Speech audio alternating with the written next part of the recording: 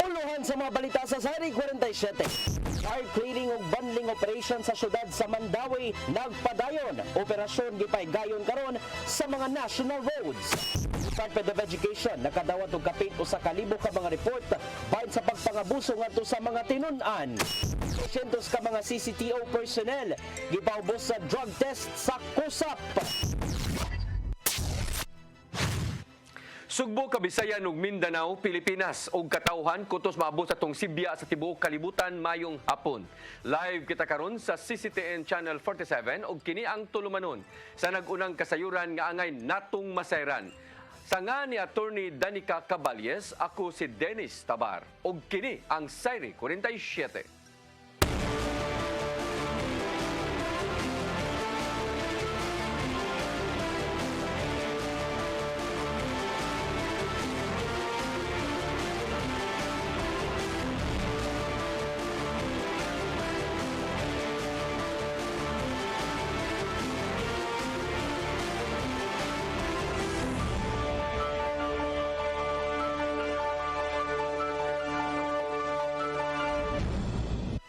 Ug karon sa kumpletong detalye sa atong mga balita, wire clearing and bundling operation nagpadayon sa nakadalanan diya sa dakbayan sa Mandawi. Mga motorista o residente giawhag sa pag-report kung adunay makit-an mga delikado nga nagbitay nga mga kable. Ang kasayuran ihatod ni Mary Rose Sagarino. Nagpadayon ang wire clearing ug bundling operation sa syudad sa Mandawi ug telecommunication companies. Sa kasamtangan ang operation gipahigayon sa mga national roads sama sa AS Fortuna Street ug AC Cortez Avenue. Nahumanan nila ang City Core nga mao ang Soriano Avenue, Highway ug DM Cortez. Lunes hangtod Biyernes ang operation nila sa national roads. Apan kung adunay mga kable nga delikadong nagbitay sa mga barangay, gilayon kini nilang respondihan ug unahon. Any time of the day, kung naagi needed, pwede na sila ma-pull out. Just like sa hitabo ng eskina UN Avenue o DM Cortez, katong ang poste na bali na gyud. So kato, that's one example na na-address dayon. Pero ang Saturday is really dedicated for that purpose. Sila nagimangita kung asay angay ngayon na itong mga risky, motoy ko ano nila. Matod ni Nimor nga adunay gipahigayon nga roving ang mga barangay og nitabang pag-report kanila. Apan matod sa Assistant Administrator nga mamahimo og gyud ang mga motorista ug residente ang mo-report ngadto sa City Disaster Risk Reduction Management Office. Ato man nang nabuhat ron, like for example sa, I think, ilaman ng Cebu Road Heroes, the group, na may group chat. So, mao man na sila sige nagsuroy-suroy sa gawas, mo update sa traffic.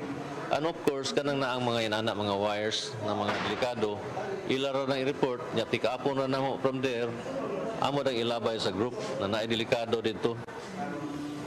Labi na makakuha ang any citizen makakita og unsay delikado, picture lang ang kanang pool number na pinakaduol para sa iyon paglocate. Ang syudad ni pahigayon sa wire clearing ug bundling operation Setyembre ni aging tuig. Kini aron mahawan ang nagkagubot nga kable, nagbabag sa view sa CCTV camera ug aron malimpyo ang view sa kadalanan sa syudad. Mary Rose Sagarino, CCTN News. House Speaker Martin Romualdez midepensa og igo lang mipadangat og sentimento ang ubang mga kongresista labot sa investigasyon sa International Criminal Court.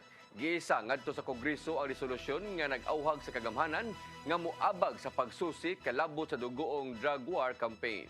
Ang kasayuran ihatod ni Gian Navarro. Sa iyang pagbisita sa Sugbo, tuyong midepensa si House Speaker Martin Romualdez kay gibuhat mismo sa mga magbabalaod ang ilang mandato sa Kongreso. Kabahin kini sa pag-awag sa kagamhanan sa Pilipinas nga apagan ang International Criminal Court sa investigasyon bahin sa nahimong drug war campaign sa nasod.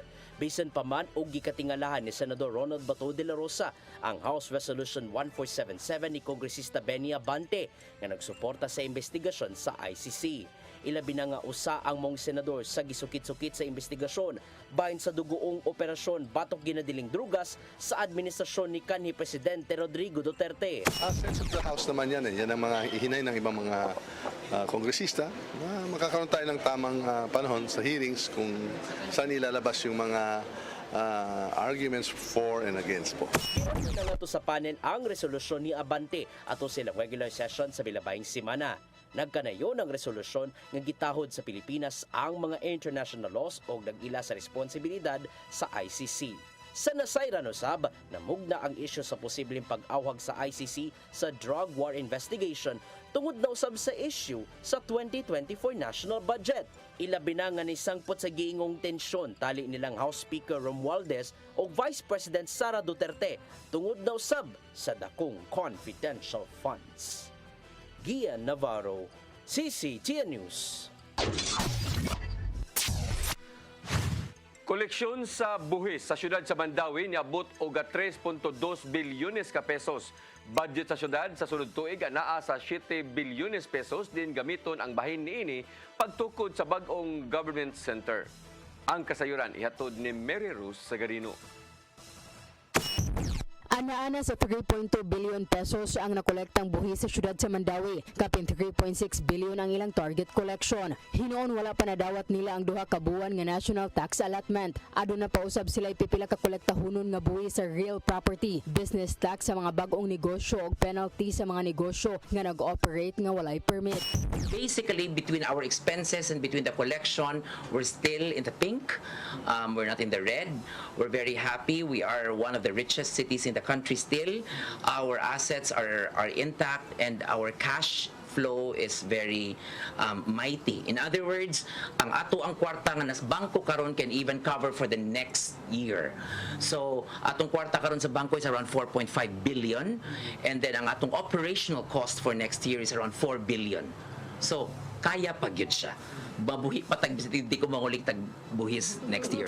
Samtang 7 billion ang proposed budget sa syudad sunod tuig. Ang 3 billion gamiton sa pagtukod sa bagong government center. Hinoon matod sa city treasurer nga ang budget kuhaon sa gilod sa syudad ng kinahanglan nilang baryan sud sa 15 ka tuig. But the 3 billion will be coming from loan. So I don't really have to collect for that. But I'm given for the next 15 years to pay up the loan. It's high time that we have a new city hall. Ang government center planong itukod sud sa Cebu International Convention Center kun CICC compound.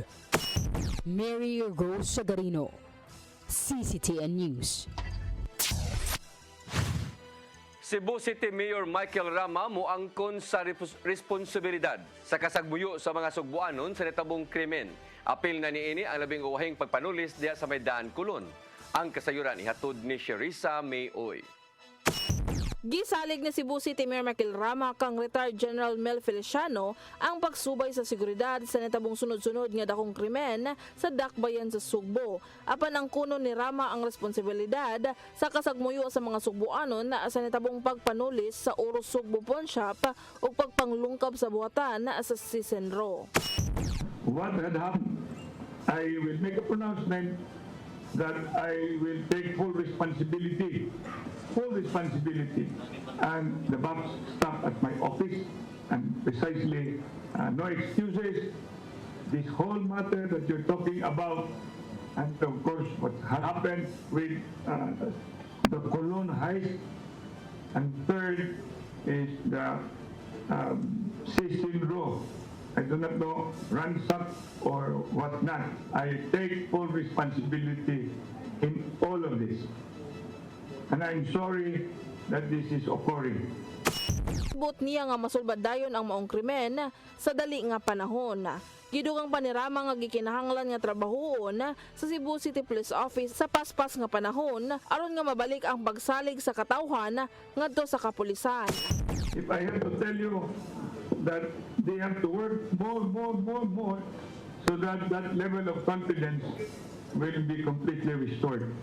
Samtang bot ni Rama nga ipatuman ang subsubsab nga investigasyon sa natabong pagpanglungkab sa buhatan na sa Sisenro. Sherry Zamiuy, CCTN News. Tuyo nga miduol si Mayor Junard Ahong Chan sa dakbayan sa Lapu-Lapu nga kabuhatan ni Presidente Bongbong Marcos aron makapahigayon og kadiwa ng Pangulo diya sa ilang syudad. Kinaron matagamtaman usab sa mga kabus sa ilang lugar ang barato kayo nga kantidad sa bugas. Kagahapon, tuyong gibisita nila ni Mayor Chan ang kamerkaduhan sa isla sa Olango aron sutaon ang presyo sa gibaligya nga bugas. Nabantayan nila nga hangtod sa 67 pesos ang matag kilo sa commercial rice matag tindahan. Maong nakita ni Chan nga gikinhanglang masinati usab sa mga upunganon ang baratong bugas pinaagi sa kadiwa. Nasayran nga sagad sa ibaligya nga sa kadiwa ng Pangulo ang NFA rice nga tag 25 pesos matag kilo.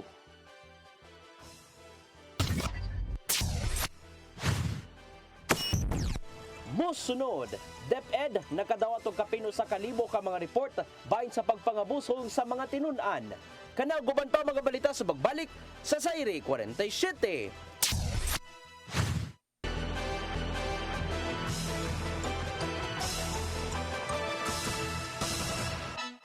Balik sa atong mga balita. Nakadawat ang Department of Education og kapin usa ka libo ka mga report bahin sa mga pagpangabuso ngadto sa mga tinun-an. Gitahon ni Education Secretary ug Vice President Sara Duterte nga kadaghanan sa mga kaso mao ang verbal abuse. Gisundan usab kini sa sexual abuse ug cyberbullying. Mao giatagan og dakong gibugaton sa DepEd ang pagsulbad sa pagpangabuso sa mga bata. Dugang pa ni Duterte nga gipasakahan na usab og kasong administratiba ang ilang mga sakop tungod sa maong salaod. Gihatagan usab og dakong gibugaton ni Duterte ang pagbaton og luwas nga palibot alang sa kaayuhan sa mga tinun-an. Bagong programa sa Kapitolyo nga Sugbo Merkadong Barato hingpit nang gilusad karong adlaw sa Dakbayan sa Talisay. Gikalipay ni House Speaker Martin Romualdez ang pagtuman sa provincial government sa saad sa administrasyon nga mao ang baratong bugas. Ang kasayuran ni hatod ni Gian Navarro. Formal nang giablihan sa Kapitolyo ang Sugbo Merkadong Barato sa tanang mga kalungsuran sa probinsya. Itabungan kini sa mga opisyal sa provincial government ingon man ang mga mayor gikan sa matag kalungsuran. Laumang mapalit sa mong tindahan ang tag 20 pesos per kilo nga NFA rice gato sa mga labing kabus nga sugboanon. Kabahin lang kini sa 100 million pesos nga pundong gigahin sa Kapitolyo aron makapalit og NFA rice diin subsidized ta kini. Samtang mapalit usab sa maong tindahan ang mga prutas o tanon o ubang meat products sa mas barato nga presyo. Karong gisugdan ang pagbaligya sa baratong bugas o agricultural products sa Talisay City, gikalipay hinuon kini sa ilang mayor. This program will truly benefit a lot of our constituents. Swerte lang ta na naatay gobernador, naatay speaker o presidente na who really takes care of our citizens, especially the poorest of the poor. Pasabot ni Gobernador Gwendolyn Garcia nga andam silang mualkanse sa pagbaligya og baratong NFA rice ngadto sa mga indigent kun labing kabus nga mga sugboanon. Ilabi na nga mas gipili nilang igahin ang pundo ngadto sa mga mas mahinungdanon pang programa inay ihatag ra isip pinansyal nga ayuda. The purpose of this program to reach those that are really struggling will not be compromised by cards, QR-coded cards issued to those who could very well afford the higher priced rice.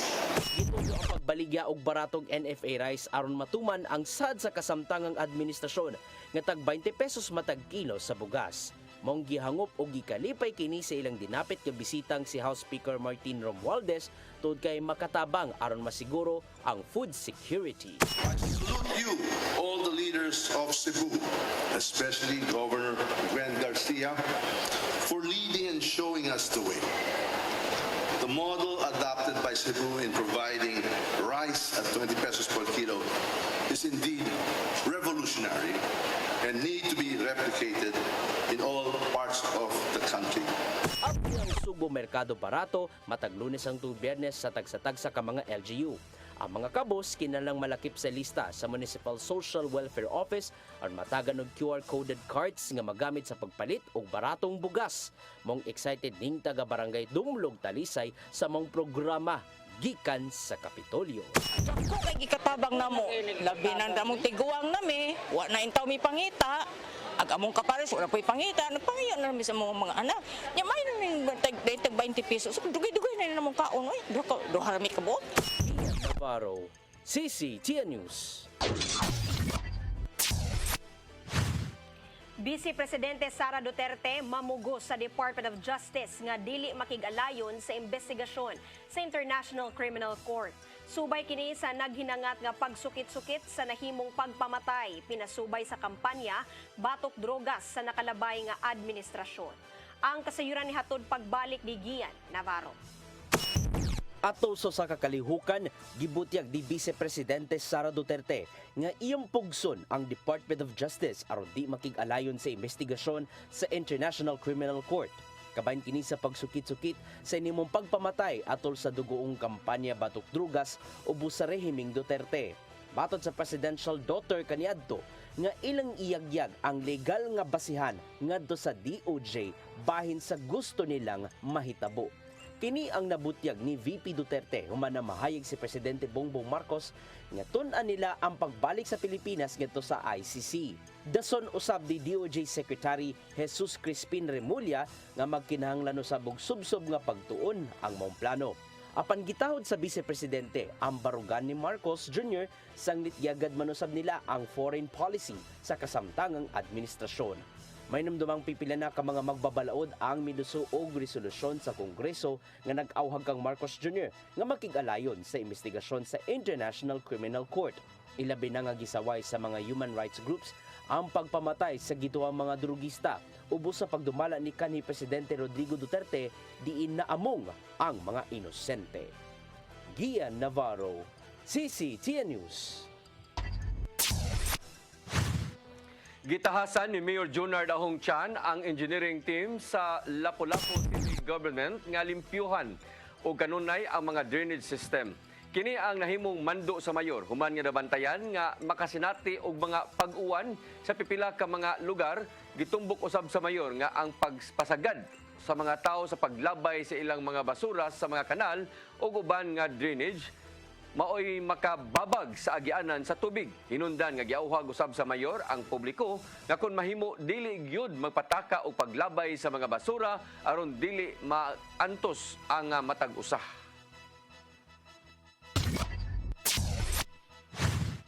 Nakigdialogo ang kagamhanan sa dakbayan sa Danao ngadto sa managlahing stakeholders bahin sa pagresponde sa matag katalagman.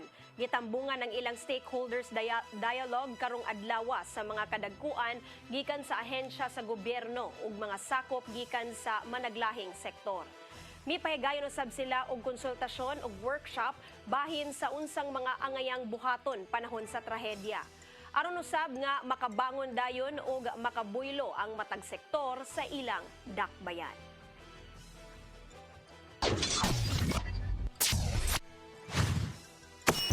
Musunod, 600 ka mga CCTO personnel gipaubos sa drug test sa COSAP. Kadauguban pa mga balita sa pagbalik sa Zaire 47.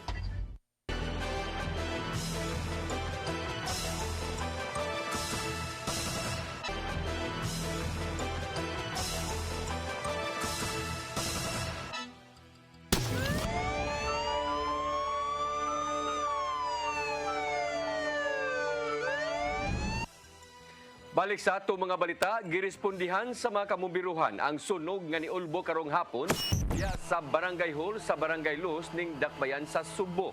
Matod sa Cebu City Fire Office nga nitumaw ang kayo sa ikatulong andana sa Barangay Hall Building.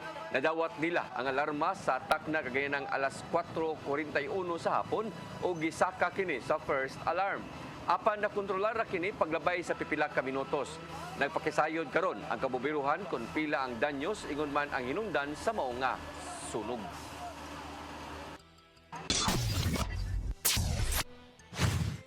Police Regional Office 7 wala misalikway sa posibilidad nga adunay ni apil nga impluwensyadong tao sa pagpanulis sa usa ka pawn shop sa Dalan Colon.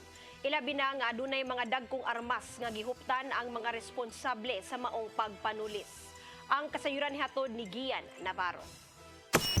Wala gisalikway sa Police Regional Office 7 ang posibilidad nga dunay niapil nga impluwensyadong tao sa pagpanulis sa Oro Sugbo Pawn Shop and Jewelry Store nitong Sabado sa buntag. Ang ingon ani matud pa nga trabaho dili lang maplano sa ordinaryong individual ug sigon sa tigpamaba sa Police Regional Office 7 nga si Lieutenant Colonel Gerard A. Spilari, posibleng dunay nagpaluyo. What we are trying to establish now is kung sa actual participation nila. Now let it be clear kay kasi kaingon mga wangdak pinadakpan na ni siya. No, napailan na ni silang kaso. Lasaran nga ang mga armas ug sakyanan nga gigamit tulisan nahibaw-an na sa kapulisan kinsay tag-iya. Hinuon wala una sila mohatag og dugang impormasyon mahitungod nini aron dili maapektuhan ang nagpadayong operasyon batok sa mga suspitsyado.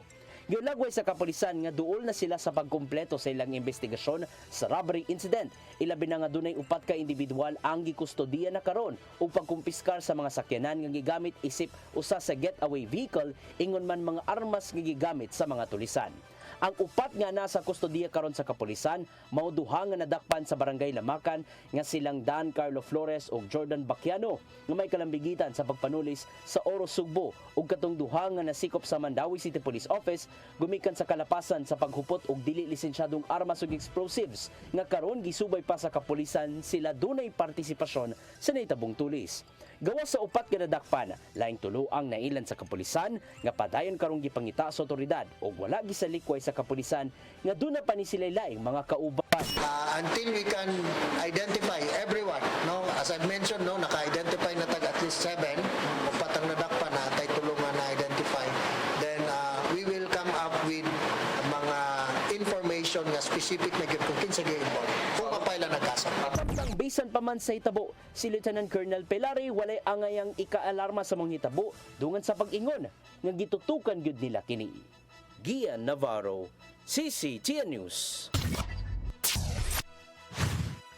Kapulisan sa Central Visayas mohimo og rekomendasyon sa mga security guard labot sa pagbantay sa mga establishmento sa ilang dapit.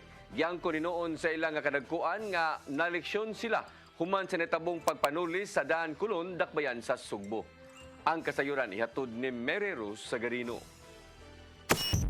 Sa investigasyon nga gihimo sa Police Regional Office 7, nahibaw-an nila nga dili lang ang gwardya sa Oro Sugbo Pawn Shop and Jewelry Store ang walay armas. Apan apil na sab ang mga gwardya nga nagbantay tapad sa maong tindahan. Hinungdan nga usa kini sa hisgutan sa critic and analysis sa Police Regional Office 7 aron makahimo og rekomendasyon nga ang mga security guards nga magbantay sa mga establishmento dunay armas o kahibaw sa unsay buhaton kun dunay mga panghitabo sama sa tulis. Nagpakabana gyud ang kapulisan sa tanang establishmento labi na sa mga financial institutions kay mao kini ang sagad target sa mga daotang tao. Sigo ni Police Lieutenant Colonel Gerard A. Spilare, tigpamaba sa Police Regional Office 7 nga mohimo sila og security briefing sa mga tag-iya og mga establishmento aron mapaabot kung unsay pwedeng mabuhat nga dili mabiktima sa mga kriminal. Sama sa pagbutang og CCTV og alarm system nga operational og mohimo usab og simulation exercise aron matagkaron og unya aron pagsuta kung nigana pa ba ang mga security measures nga gipatuman. The station commander sa Station 5, we were able to talk about it. Murag wala ko no matuslok, wala ko no ma-press. So, mo ni atong, and you can understand because during the time murag nirattle siguro sila. No? So, probably, very important sad kung asa nakabutang ang button. Kaya kung dili dito sa duol sa employee, layo pa po, dili po diya ma-press tayo. So, as I've mentioned, no, this will be part of our critic and analysis para we can come up with mga recommendations nga mahimo sa mga unit on the grounds during their coordination sa mga establishments. Samtang sa habig sa kapulisan, mohimo sila og adjustment sa ilang deployment. Sanglit na leksyon sila sa maong panghitabo. Gikinahanglan gyud ang mas gipalig-on nga presensya sa kapulisan sa maong mga lugar. Mary Rose Sagarino, CCTN News. Moabot sa 600 ka mga CCTO personnel gipaubo sa drug test sa COSAP. Raquel Arce nangayo og dispensa nga walay mga enforcer nakita sa kadalanan ganihang sayo sa buntag. Ang kasayuran ni hatod de Shariza May Uy. Gipaubos og surprise direkta sa Cebu City Office for Substance Abuse Prevention ang 600 nga mga personnel sa Cebu City Transportation Office kung CCTO ganinang buntag. Matod ni Raquel RC, ang Executive Director sa CCTO, nga kinisubay sa pagmonitor nga luwas ang mga traffic enforcers nga dili tigamitan og illegal nga drogas. Gani ning tuiga maupasab ang unang higayon nga gipaubos og drug test ang mga personnel sa CCTO. No, wala tay bad information nga na-receive. Ang ato lang for this year, wala pa ta nakakandak og drug testing. Wala pa ta. So, mauna nga pagtawag sa COSAP for di ba ko magpa-schedule, so kuan ko nga magpa-schedule. Itungdan nga walay mga traffic enforcer ang makita sa kadalanan kaninang buntag tungod sa maong drug test. Subay niini na ngayo si RC og dispensa sa publiko, ilabi na nga dahong tabang alang sa syudad nga masiguro nga dili tigamitan sa drogas ang mga personnel. Apan kung masakpan nga tigamitan og illegal nga drogas, automatic nga ipataktak niya sa serbisyo. 8 o'clock sa buntag kay wa pag yun mahuman ang proseso sa drug testing. Unya, dili man gyud nato sila matugutan nga mapagawas once na sila sa sud sa gym. But i-prioritize nato ang mga pangbuntago, no? Pero but still aduna gyud nahitabong kahasol. So my apology unya ako ato. Sherry Zamiuy, CCTN News. Mao kadto naglangkob sa atong mga balita sa Sayre 47 atangi ang lamdag ni Tatay Dudong Linchua nga mosunod sa dili madugay. Ako si Dennis Tabar. Sa atong Christmas countdown, 27 kaadlaw na lang sa dili pa ang Pasko. Ako si Danica Caballes, hangtod ugma sa inyong paboritong tulumanon. Sayre 47. Magtunan kita sa pag-awi, uban sa kapana sa pag-ikay, sa puso na tuginano. Pasko na, Pasko na, Pasko na. Gugma ang angay na kong paambi sa iksultan hubo, gutong sa pagmahal. Kay kaniya mo lang mapadayag kung sa'y kahulugan sa Pasko. Ito sa pasungan nagpakatao ang atong Ginoo.